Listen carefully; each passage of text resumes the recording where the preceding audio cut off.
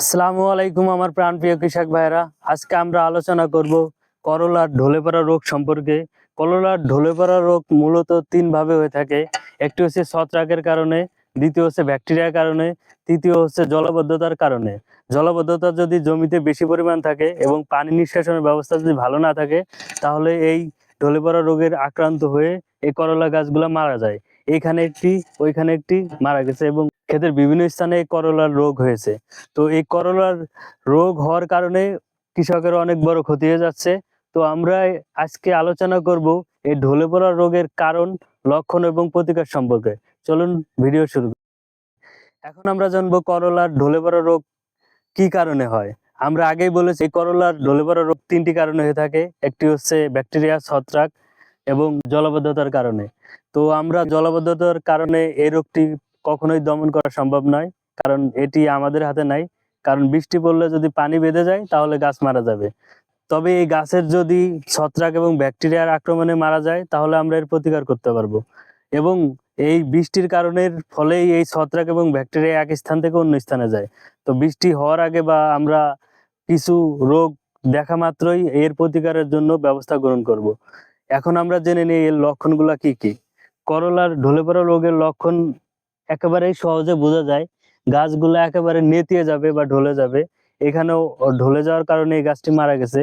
তবে পাশেই দূরে আছে ঢলে পড়া রোগের লক্ষণ। চলুন দেখে নেই। এই যে একটি সুস্থ গাছ, একেবারেই আজকে বা গতকালকে একেবারে সুস্থ ছিল, কিন্তু এই ঢলে পড়া রোগের কারণে এই গাছটি একেবারে ঢলে গেছে বা নেতিয়ে গেছে। পরে আস্তে আস্তে এটি মরা যাবে। এখানে কিছু ফল ধরছে, কিন্তু এই ফলগুলো আর পরিপূর্ণ হবে না, যার ফলে কৃষক আস্তে আস্তে ক্ষতিগ্রস্ত হবে। এবং এই গাছটি থেকে প্রায় 2-3 কেজি বা 5 কেজির উপরে করলা পাওয়া যেত, সেটি আর হবে না। এভাবে যদি একটি ক্ষেতে 10টি, 20টি, 30টি গাছ মারা যায় তাহলেও অনেক বড় ক্ষতি হয়ে যাবে। এখন আমরা জানবো করলার ঢলে পড়া রোগের প্রতিকার কিভাবে করব। এই প্রতিকার করার জন্য আমাদের কিছু বিষয় মনে রাখতে হবে। এক, যদি এই করলার ঢলে পড়া রোগ 1-2টি গাছে হয় তাহলে ওটি তুলে ফেলে ধ্বংস করে ফেলতে হবে।